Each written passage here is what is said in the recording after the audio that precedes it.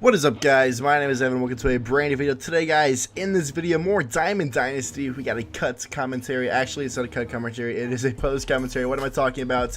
Jumping right to the bottom of the first inning with a Matt Holliday debut. It's this all-star card that he gets for completing Conquest. I just finally finished the 10 doubles you need to get that Giovanni Soto.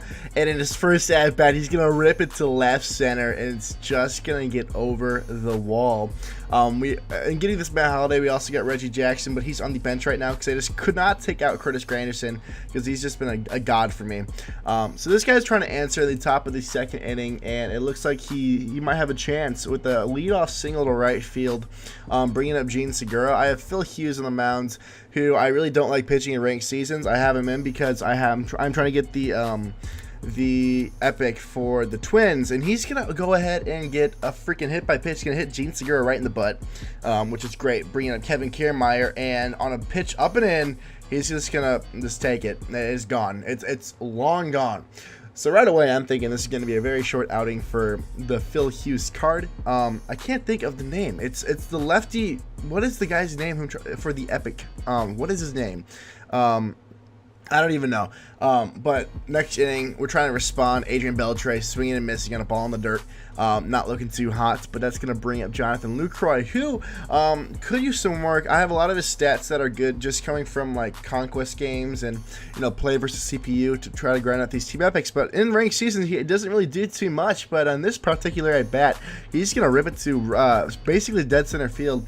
And my opponent does make a great play on the ball, which does not help because I'm trying to get some triples. Had I had like Melvin Gordon, might have been able to go there. But a batter later, we have first and third, and that's going to bring up Rod Carew with the lefty-lefty matchup versus Steven Matz. Is able to take it to left field, giving us a double. So we get second and third with, I believe, 2 outs, or 1 out actually, and that's going to bring up Phil Hughes. So that is the only issue here. 1 out, but we do have Phil Hughes, 1-2 count, and he is going to swing and miss at a high fastball. Bringing in Curtis Granderson. So this is the guy I had to keep in. Screw Reggie Jackson, I guess. And he's going to rip it to right field on the first pitch, but it's just going to float foul. Ball physics, man. And on the very next pitch, or a couple of pitches later, he's actually going to ground out to second base. So unable to capitalize on that second and third situation and take the lead. But we were able to chip back a little bit and claw back and get a 1-run back. A couple innings later, maybe even the next inning, DJ LeMahieu's leading off with a single. Yeah, that's top 3 now. So first, man on first, no outs. He's got, I think this is his created player. Yeah, it must be. And I've seen a lot more created players. I actually just created mine. I'm starting to feed him a little bit. And look at this, though. He's overly aggressive, but Phil Hughes decides just to give a little chill toss over to second base, so he's going to get in easily. And now after a pass, or after a sac fly, he's over to third.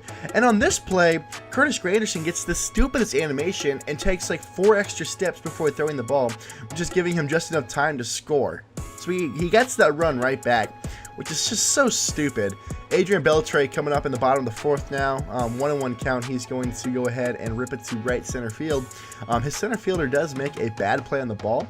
So Beltre, with his 22 speed, is just barely going to be able to make it into second base, extending his single to a double on the bad play.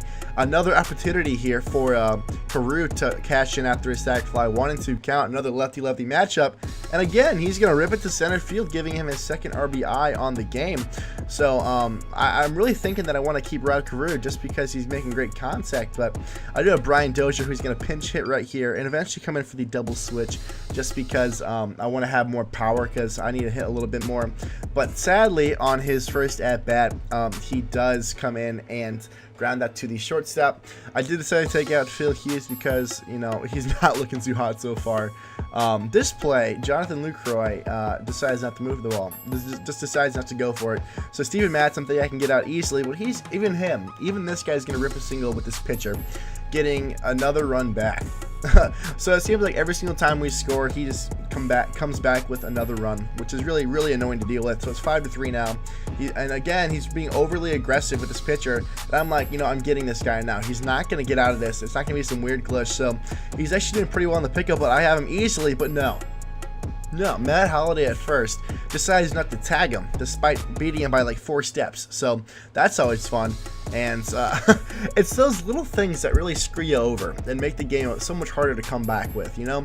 And when stuff like that happens, when it rains, it pours in this game. So he's going to get a double coming up. So he does make a base running mistake with his pitcher, though. So we are able to hold him to second and third. But I think there's still 0 outs, which is very fun. Next player, he's gonna swing and miss, but he tries to be overly aggressive, and Lucroy actually tags the guy coming home. So luckily we're able to save a run there. And then on this play, he's stealing both runners, which makes no sense. So I'm able to get this, finally able to get this guy in the pickle here. And luckily Adrian Beltre with the heads-up play, throwing over to first, and Matt Holliday actually makes the tag this time and is able to get the double play on the weird double steal attempts he had there. Bottom 6 now with Ken Griffey Jr. coming up, and I really need to get an RBI to this guy. It seems almost impossible. I'm sucking with him. Hitting for average, it seems like, but not enough RBI situations, and I'm just not hitting home runs. Lucroy, though, he's finally doing something, belting a 2-run homer to left field, tying the game up. But you know me, top 8, and I'm feeling, he's probably going to, get a run back, and with Hector Rondon, slider inside, how the heck does he not strike out on that? Like, he doesn't even move the PCI, and he makes contact. That's just stupid to me. And like I said, guys, when it rains, it pours. And pitch up and in, or up and out, up and away, way away. He pulls the ball. He pulls that. Like, that makes no sense at all. That should be a pop-up.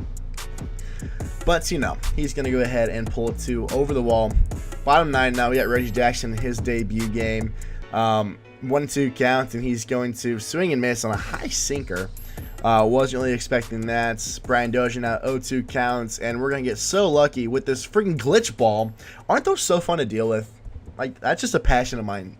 Hitting against those glitched pitches. And then Curtis Granderson, popping out to the second baseman. So, back and forth roller coaster game. Sadly wasn't able to come out with a W.